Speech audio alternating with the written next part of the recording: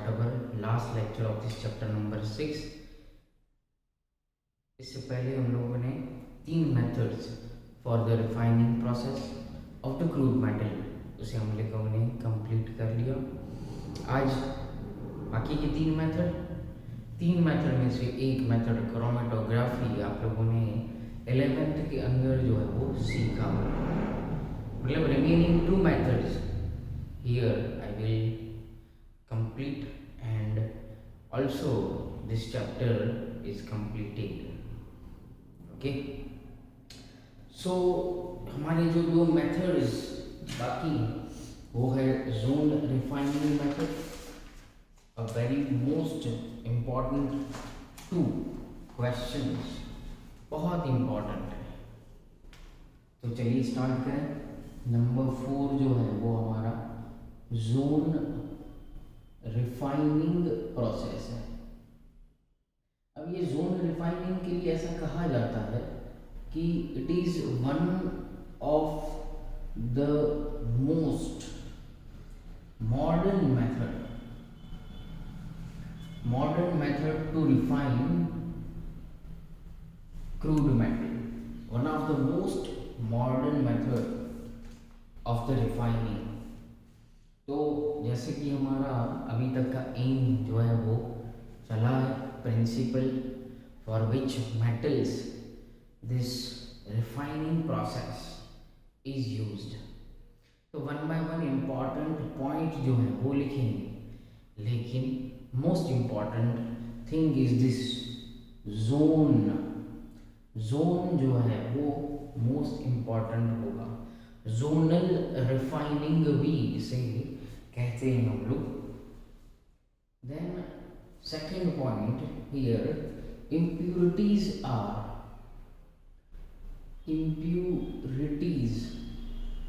are more soluble. Impurities are more soluble than metal. Second important point is this, impurities are more stable. अगर आप लोगों ने leaching को पढ़ा हुआ है तो वहाँ पे metals are more soluble than impurities, but here the impurities are more stable than the metal. अब यहाँ पे होता क्या है एक्चुअली, होता क्या है कि आप लोगों के पास टेक्स्ट बुक के अंदर फिगर दिया हुआ है. जोन रिफाइनिंग 2 मार्क्स का क्वेश्चन भी पूछा जाता है. फिगर के साथ आप लोगों को एक्सप्लेन करना होता है. अब फिगर कुछ ऐसा आप लोगों को दिया गया है कि एक मेटल रॉड दिया गया है, मेटल रॉड. फिर इसके बीच में एक रोलर को अरेंज किया हुआ है जो कि हिट प्रोड्यूस कर रहा है, ये पूरा का पूरा क्या है, हमारा क्रूड मेटल का रोड है, क्रूड मेटल रोड.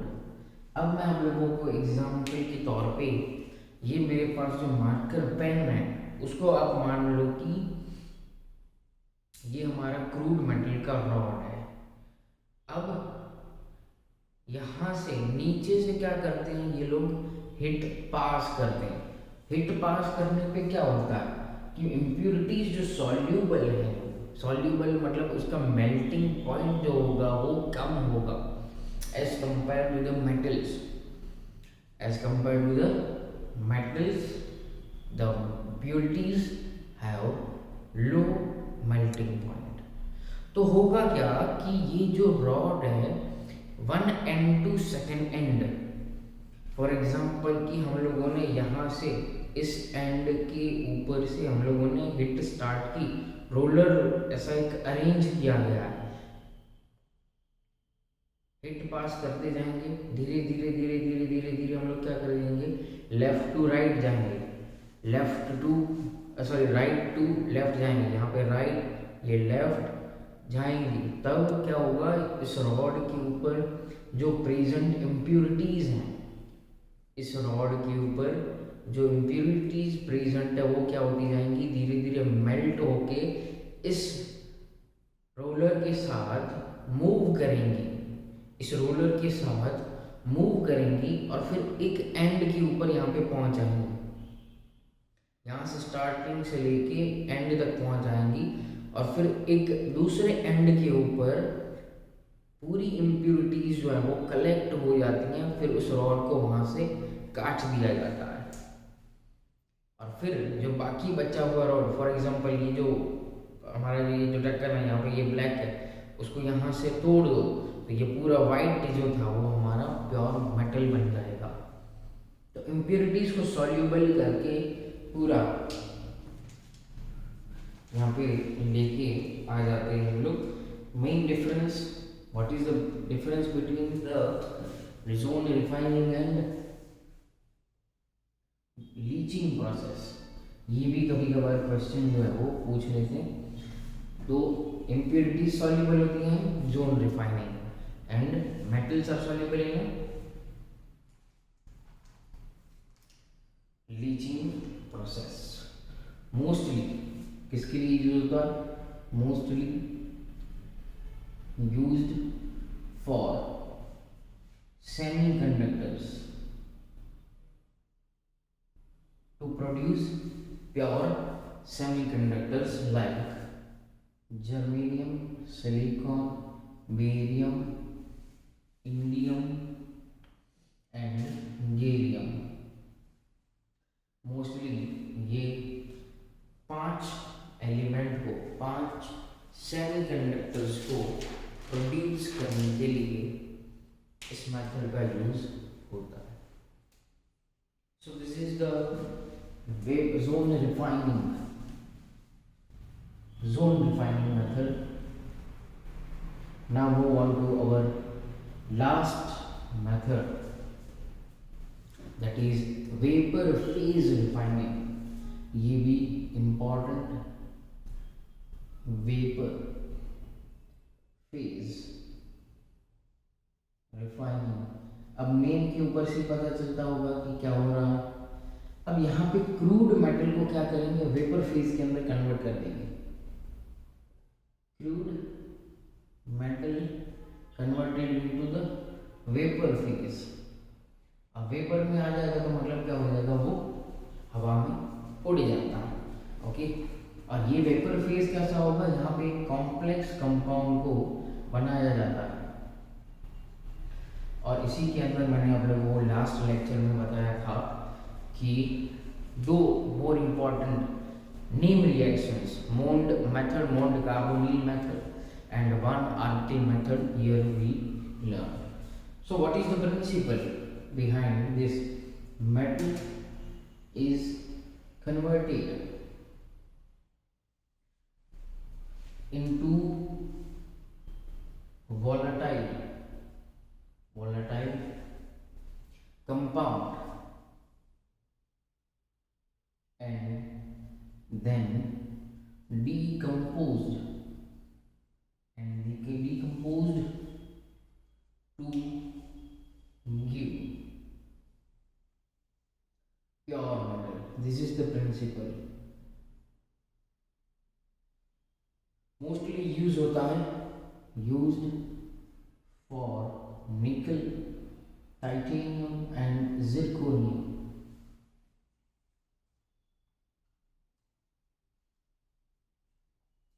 also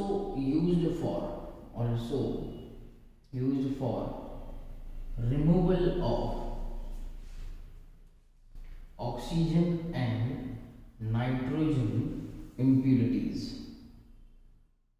अगर अभी भी ऑक्सीजन नाइट्रोजन की इम्प्योरिटी प्रेजेंट है तो भी इसको हम लोग यूज करते हैं।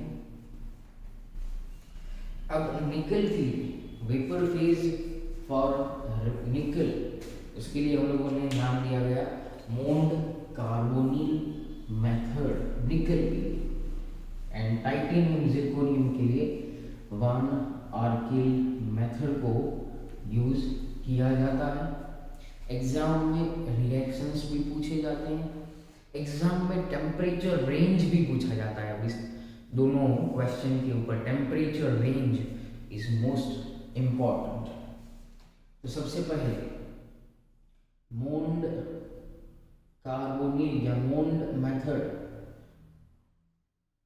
कार्बोनाइल कहां से आया? निकल जो है वो कार्बोनाइल CO के साथ रिएक्शन करके कॉम्प्लेक्स कंपाउंड बनाता है NiCO4 और वो हाईली वोलेटाइल होता है। ओके, तो चलो रिएक्शन में हम लोग देखिए moaned carbonyl method. What is the reaction? निकल ये इम्प्योर होगा, उसका रिएक्शन करेंगे 4 मोल्स ऑफ कार्बन मोनोऑक्साइड के साथ एट 350 केल्विन टेम्परेचर के ऊपर।